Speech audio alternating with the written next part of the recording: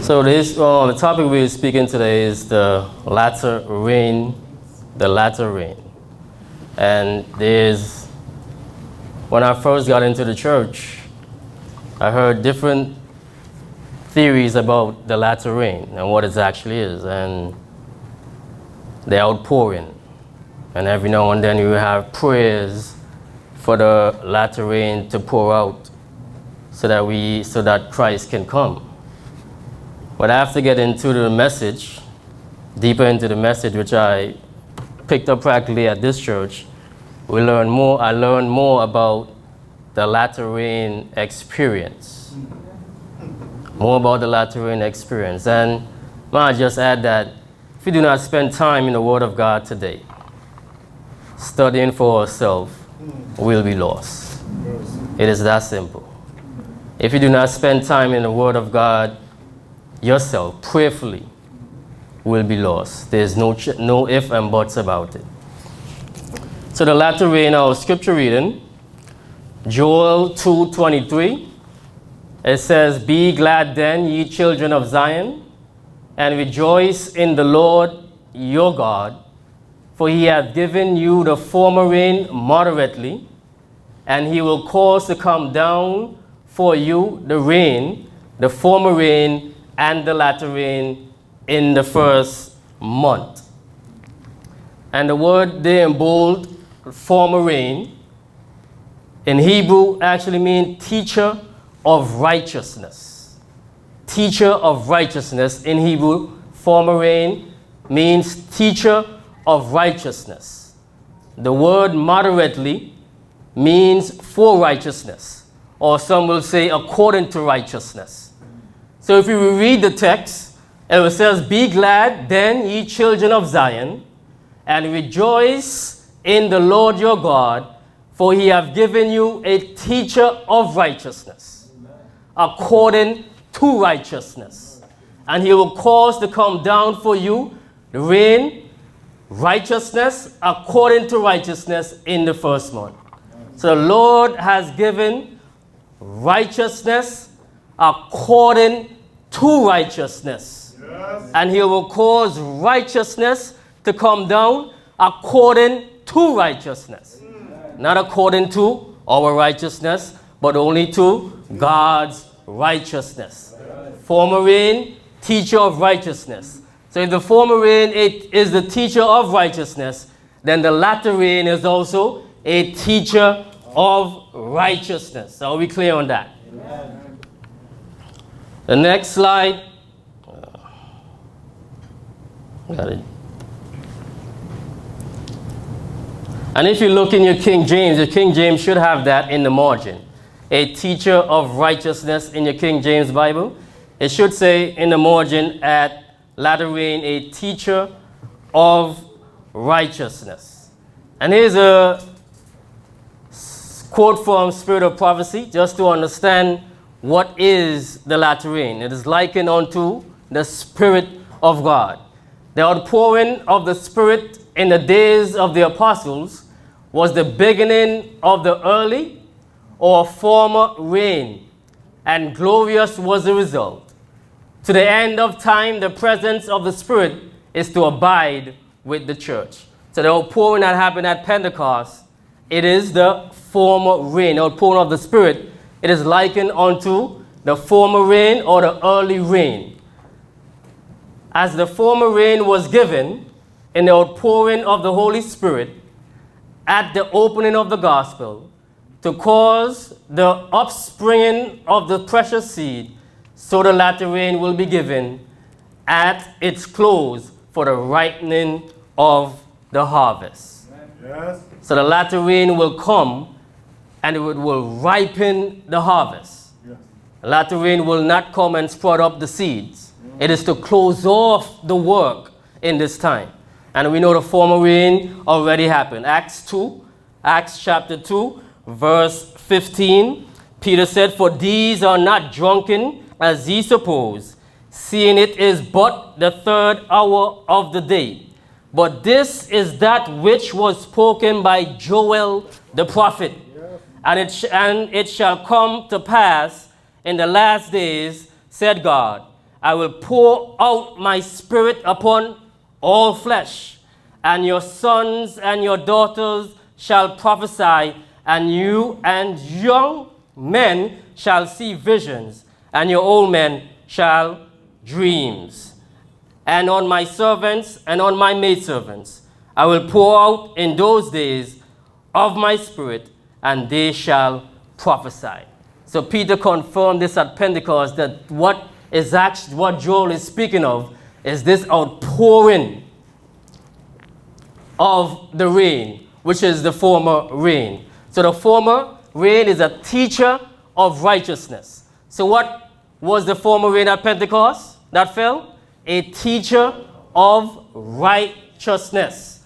The latter rain, a teacher of righteousness. So the teacher of righteousness came in the form of the Holy Spirit at Pentecost. So the latter rain, when the final outpouring will come, it will come in the form of the Holy Spirit.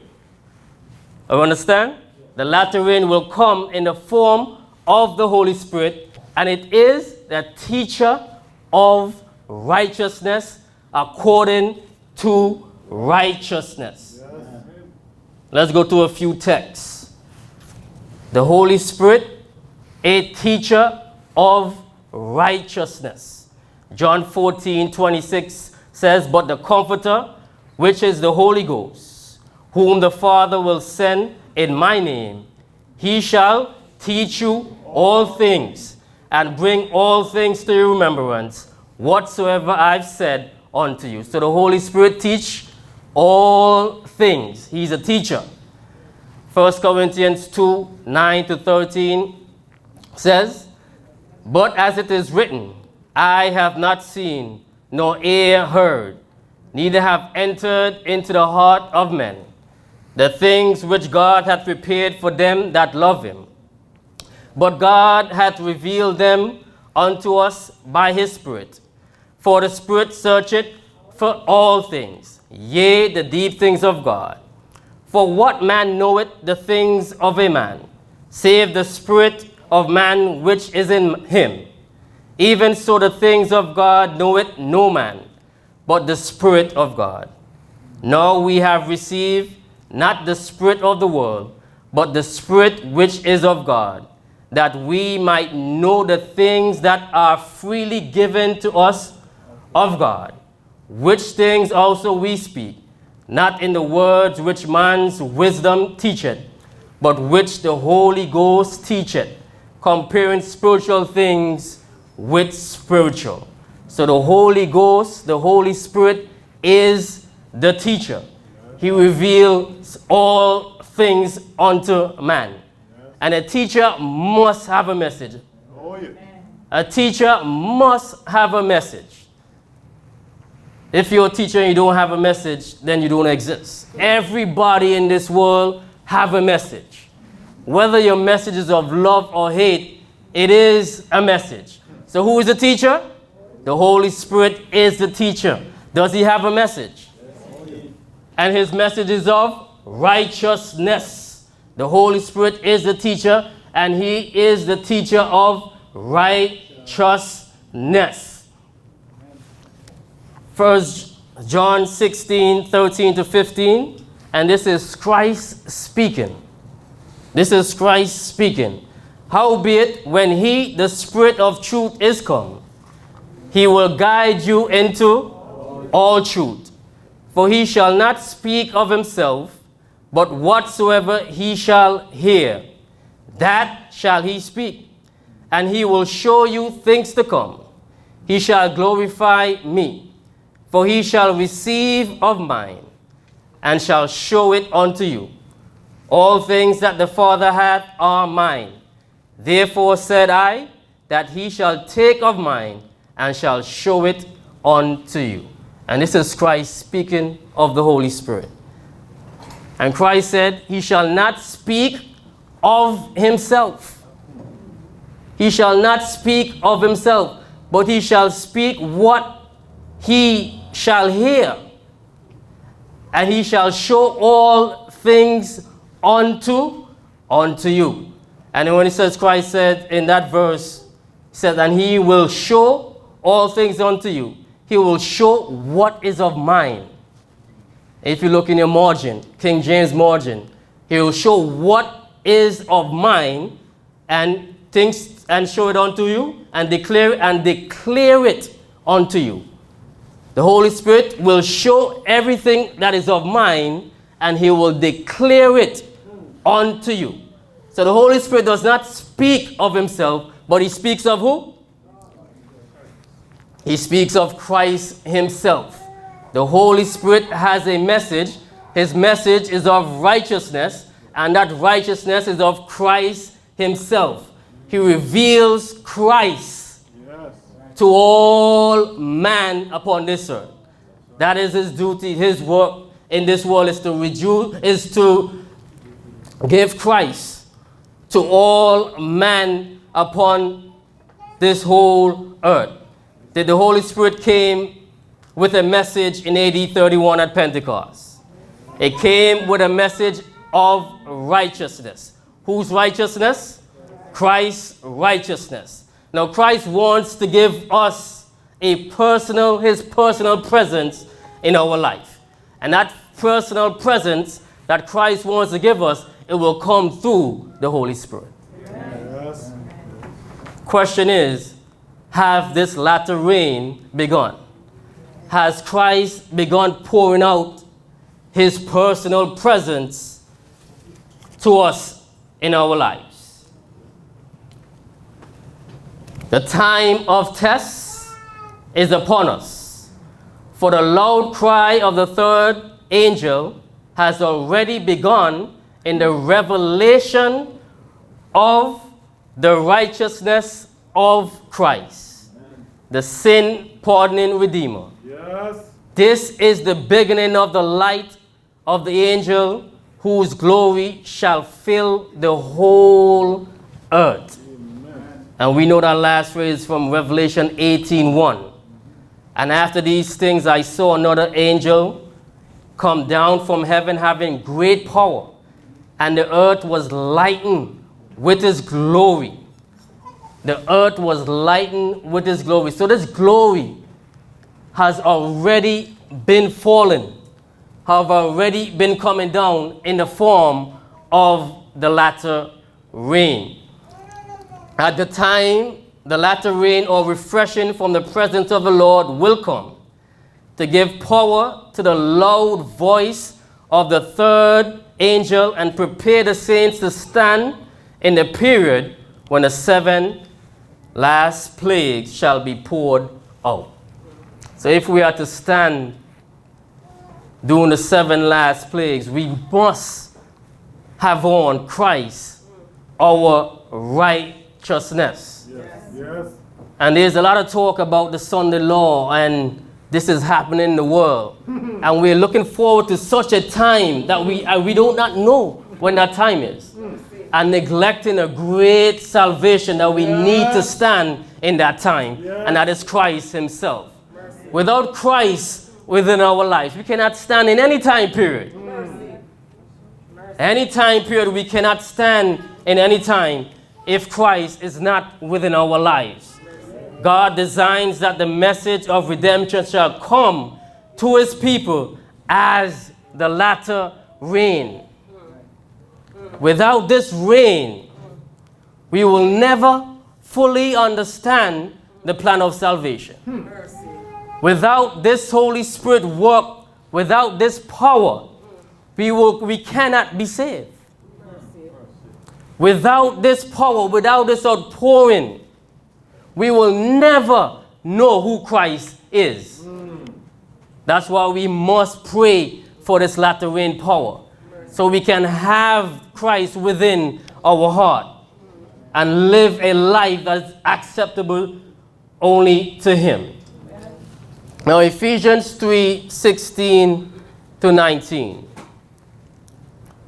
That he would grant you according to the riches of his glory, to be strengthened with might by his Spirit in the inner man, that Christ may dwell in your hearts by faith, that ye, being rooted and grounded in love, may be able to comprehend with all saints what is the breadth and length and depth and height, and to know the love of Christ, which passeth knowledge, that ye might be filled with all the fullness of God.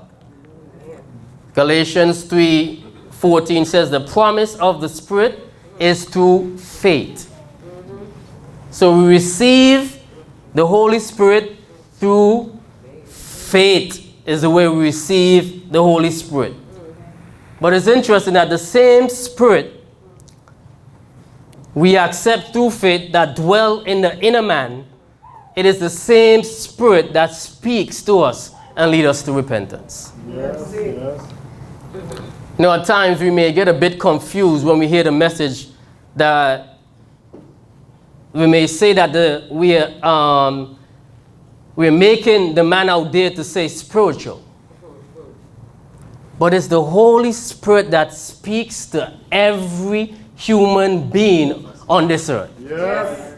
Without that Spirit joined to the hearts of men, none can lead to repentance. That's right. That's right. True. None can lead to repentance without the drawing of that Holy Spirit upon the heart. In Luke 5:32, Christ said, I came not to call the righteous, but sinners to repentance. How many are sinners? All are sinners. All have sinned. Romans 3:23. How many are righteous? None. There's none righteous. Romans 3:10. Not one. None seek it after God. None seek it after God. So for us to come into reconciliation with God, a work must be done. Yes. Yes. Church, that is love. Yes. That is love for a sinner like me that do not seek after God. And you come and get me, leading me back, leading me to repentance to you. That is love. Yes. That is love. Calling is the drawing of the sinner to Christ. It is a work wrought by the Holy Spirit upon the heart, convicting of sin and inviting to repentance. Where will we be without God? Where would we have been without that matchless love? That He loved us so much that He sent His only begotten Son to die for us. A work that finite minds cannot comprehend. Jeremiah 31:3 says, the Lord hath appeared of old unto me, saying, yea, I have loved thee with an everlasting love. Therefore, with loving kindness have I drawn thee. Hallelujah. With loving kindness He have drawn each and every man unto Him. What man's decision is, would I accept it or not? Will I accept this free gift of salvation or not? That is our choice that we have to make. The Holy Spirit is a messenger. And there is a saying, don't kill the messenger. You can't kill this messenger, but you sure can grieve this messenger. And by grieving this messenger is to neglect the message itself. Is to neglect salvation itself by grieving the Holy Spirit. Yes. Says, while the sinner is yet far from the Father's house, wasting his substance in a strange country. That was me. The Father's heart is yearning over him, and every longing awaken in the soul to return to God is but the tender pleading of his spirit, wooing, entreating, drawing the wanderer to his Father's heart of love. Amen.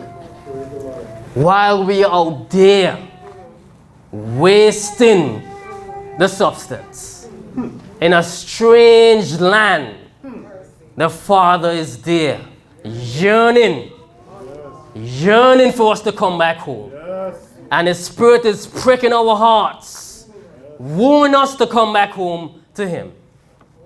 All we have to do is say, yes, Lord. Yes, Lord, and accept this free gift of salvation.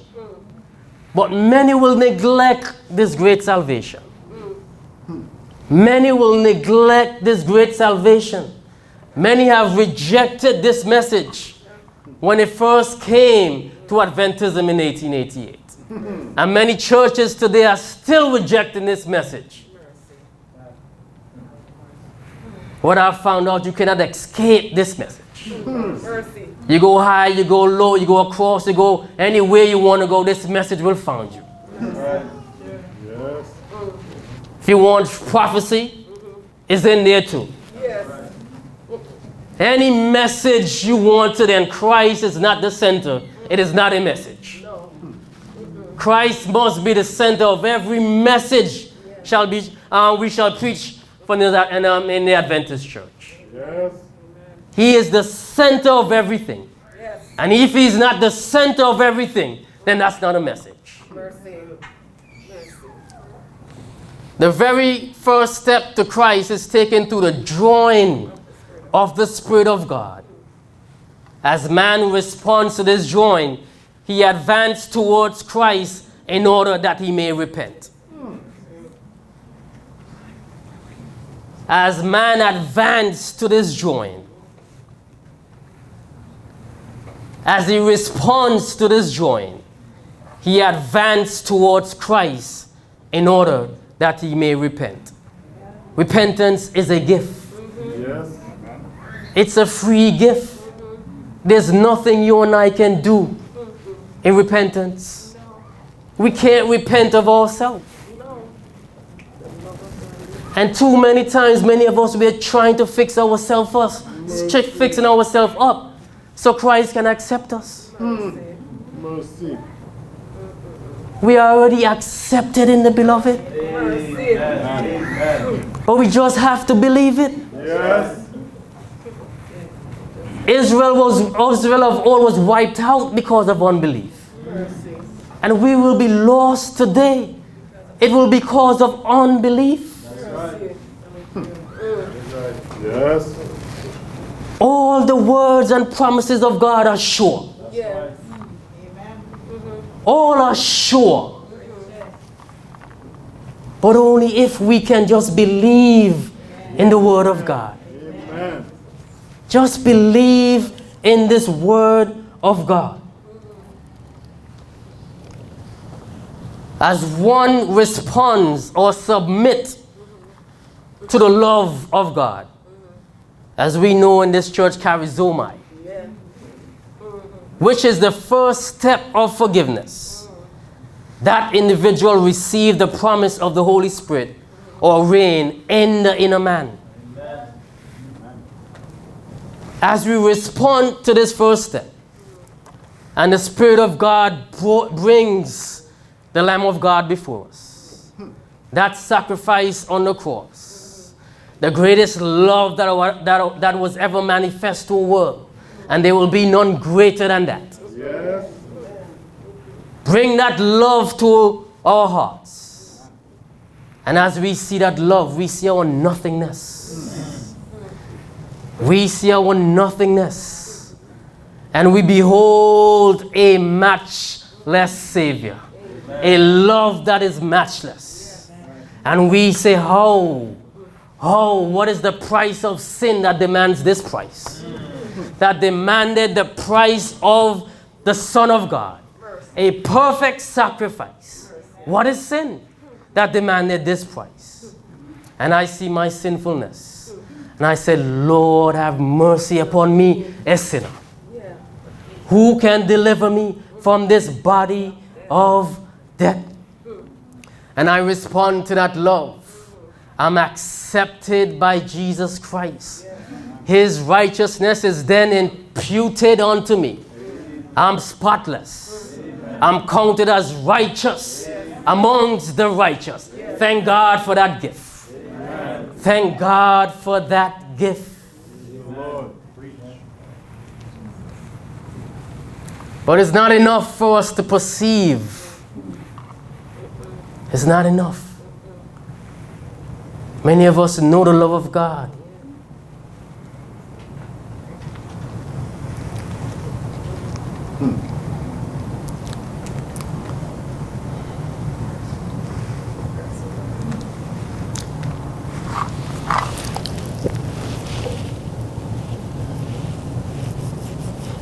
We see this love.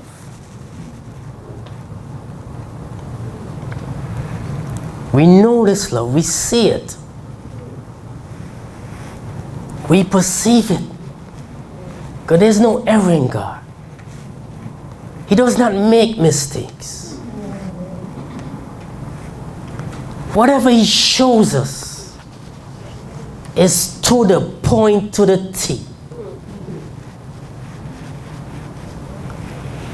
But because of self, we do not want to accept what He's showing us. We do not want to respond to this love. We rather go and choose our own way and neglect such a great salvation. It's not enough to perceive, but we must respond to this love. We have to respond to this love.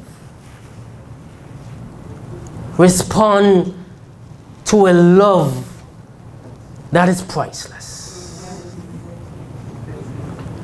A love for you and me that no man can pay. No mother, no father. The richest man in this world, with all his wealth, cannot pay that price for you and I. Our salvation depends upon how we respond to grace. How we respond to this great love will determine our salvation. And as we respond to this love, this first love, Christ dwells within our hearts. And when Christ dwells within the heart, that is a personal experience. Can I get more personal than that?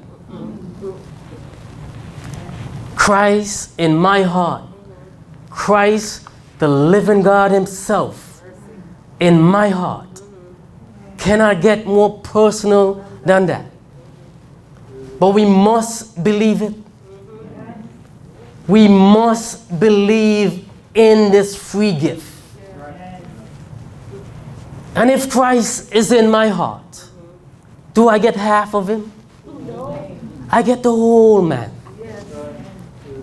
Do I get half of Him today and a little bit tomorrow? I get the whole of Christ. His righteousness is now in my heart. That love is now in my heart. What does sin have over me? Nothing. Because He has conquered it all. What suffering has over me? Nothing. Because He has conquered it all. What tribulation have over me? Nothing. Because He has conquered it all. He has faced all that I will ever go through in my life. And because that indwelling of His presence in my life, I have victory of everything the foe shall face before me. That is love. And it's free. free for all man. No price needed. Without money, without price, come and buy.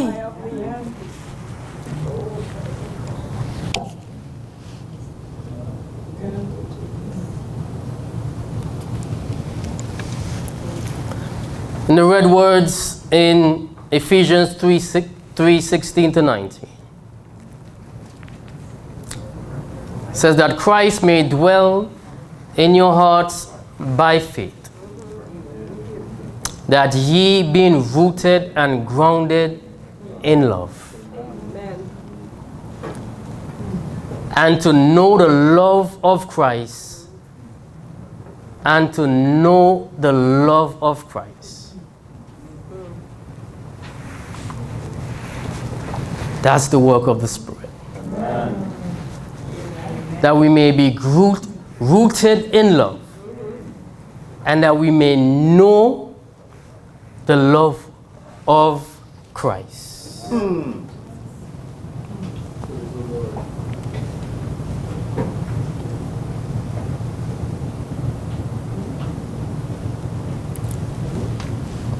The former rain and latter rain, a teacher of righteousness according to righteousness. What is righteousness? Righteousness is right doing. And it is by their deeds that all will be judged. Christ's object lesson 3:1-2, that too.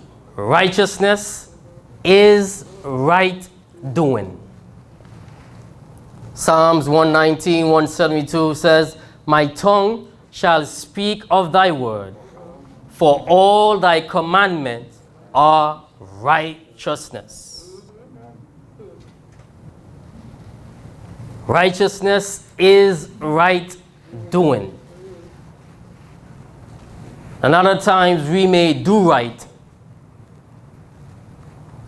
but the heart is not in the right place.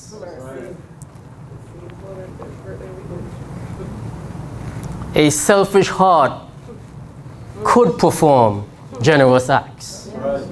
That is a quote from Spirit of Prophecy, Step to Christ. A selfish heart could perform generous acts. Of course. But the righteousness of Christ within the heart, all our actions are pure. Yes. All our actions are pure. Because we are motivated by the love of Christ to do what we do. If in any of our work we're not motivated by love, if love is not the motivating factor why we do things, then actions is wrong. The wife don't cook because it's her duty. She's motivated by the love to do so. The husband don't go to work because it's his duty. He is motivated by the love of Christ to do so.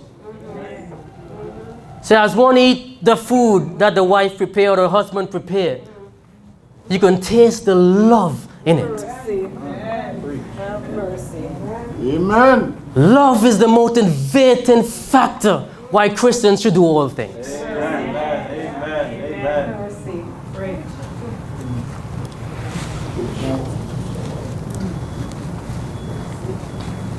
So righteousness is right doing.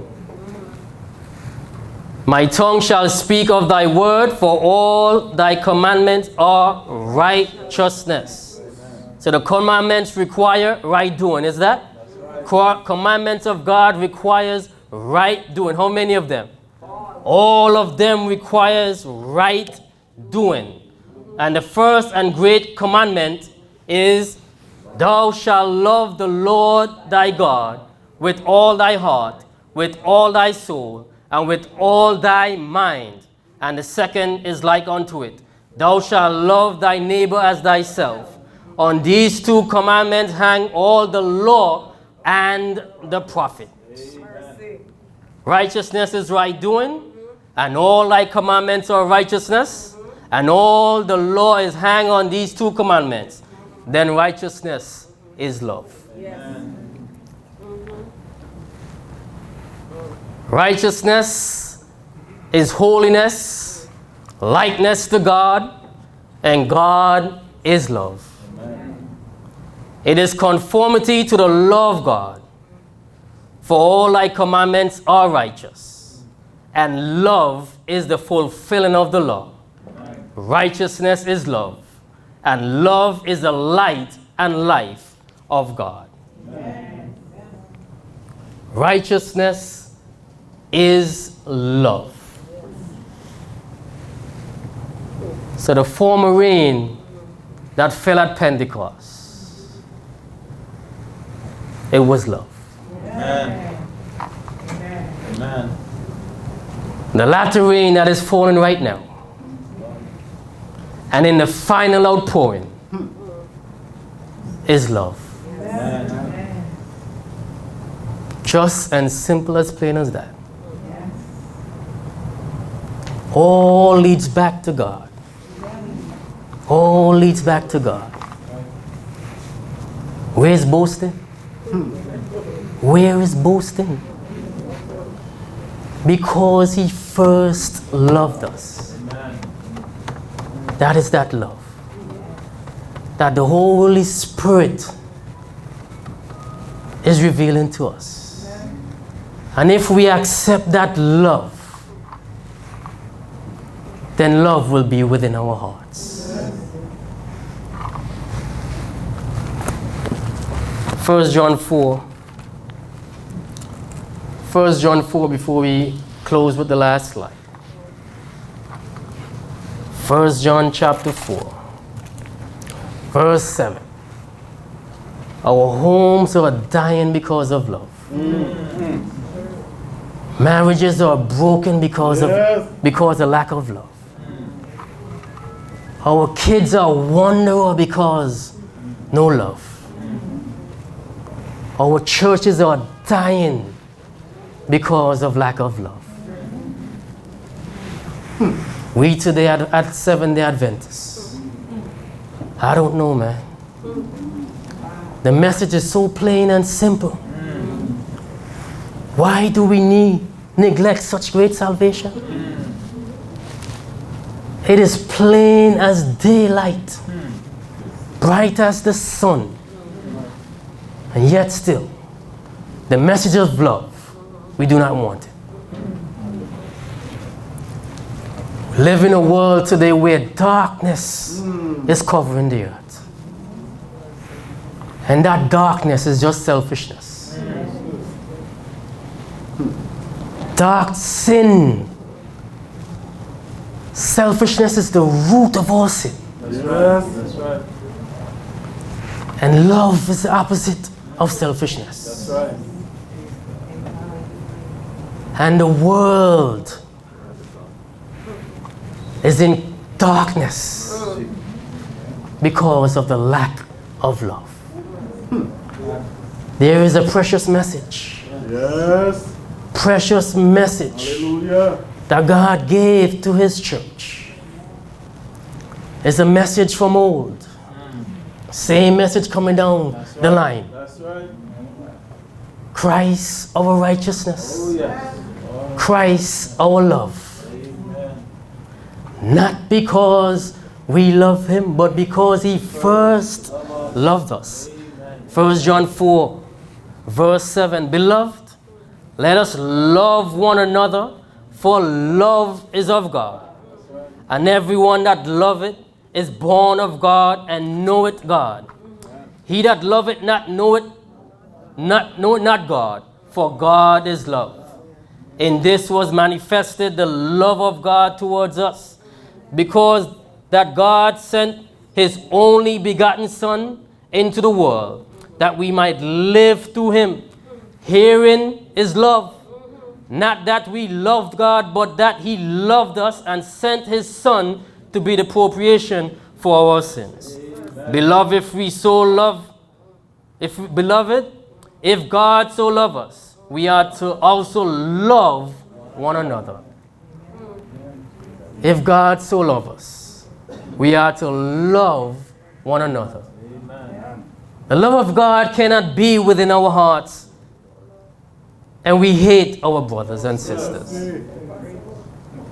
Scripture said that man knoweth not God. That's right. The love of God cannot be within our hearts and we quarrel and argue on every Sabbath.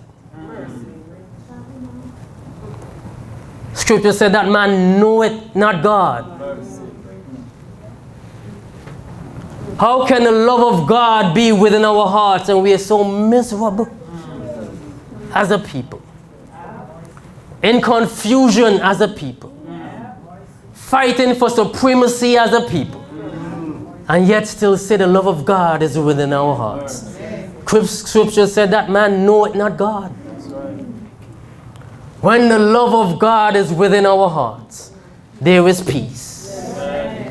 There is joy. There is patience. There is kindness. There is gentleness. There is long suffering. That is that love. When the love of God is within our hearts, we can live at peace with all men. That's right. Former rain, teacher of righteousness by faith, or a teacher of love by faith. Amen. Latter rain, a teacher of righteousness by faith, or a teacher of love by faith. Hallelujah. Amen. That is the message. Amen. Amen. Yes. And the Lord, in His great mercy, sent a more precious message to His people through Elder Wagner and Jones. Yes. This message was to bring more prominently before the world the uplifted Savior, Amen. the sacrifice for the sins of the whole world. Oh, yeah. It presented justification through faith in the surety, not in the maybe, but in the surety. Amen. It invited the people to receive the righteousness of Christ, Oh, yeah. which is made manifest in obedience to all the commandments of God. Amen. Amen. Once the righteousness of God is within our hearts, you have kept all the commandments. Plain and simple as that. That's right.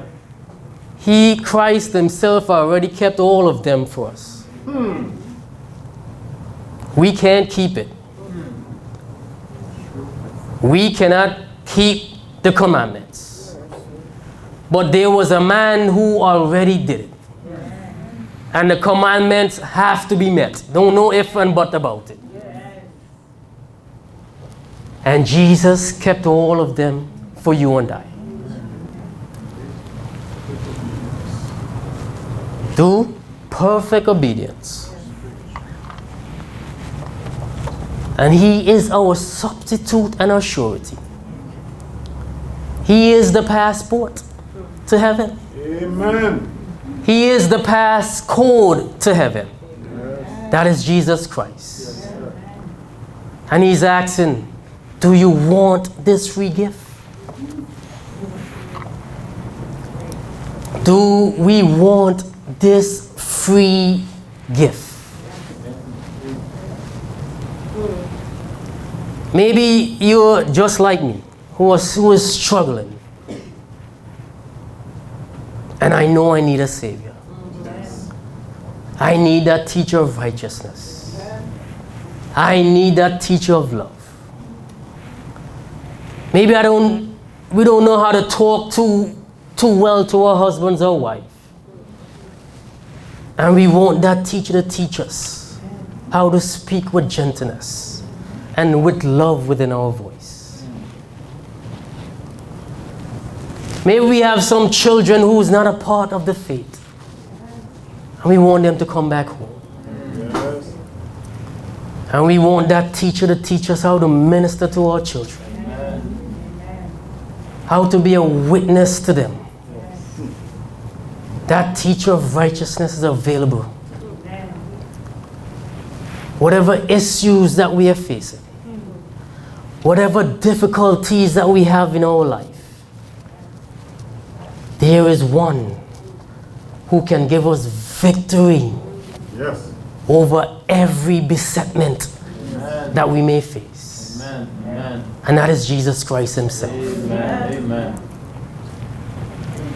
No need for any one of us to be lost. That's right. No need for any one of us to be lost. It is said the latter rain could be falling on hearts all around us, and none will drop on some of us. None will drop on some of us. Because we never responded to that joy. We never responded to the joy of the Spirit while it was calling us, telling us to come back home. Do not neglect such a great salvation, church. There is a work to be done in this last day, and time is wrapping up. Yes. And we cannot do this work without the Holy Spirit. We cannot do this work without the rain, the latter rain.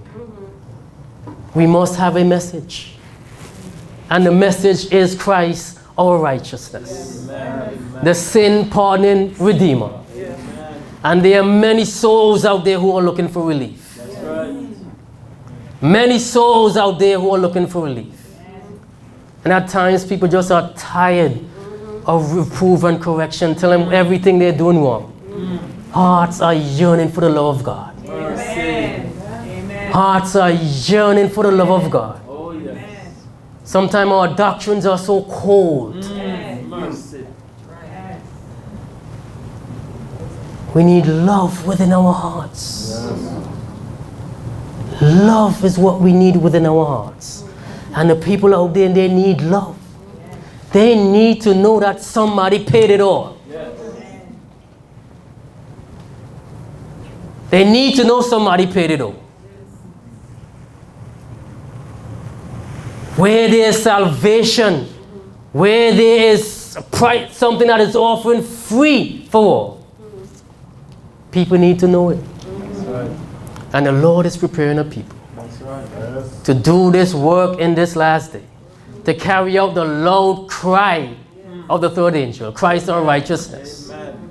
And many hearts will be drawn to God. Amen. God, the Spirit would have already been doing the work. Amen. So when they hear this message, Yes, sir. they could say, I know those people. Yes, sir.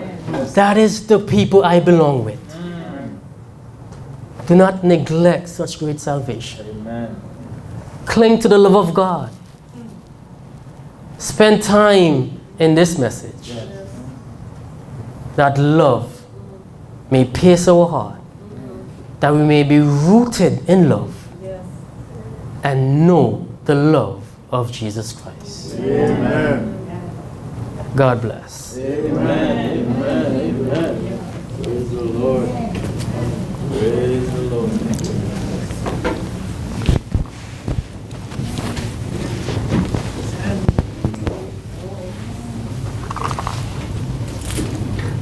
And the church of God say amen again. Amen. Amen. Praise the Lord indeed. Yes.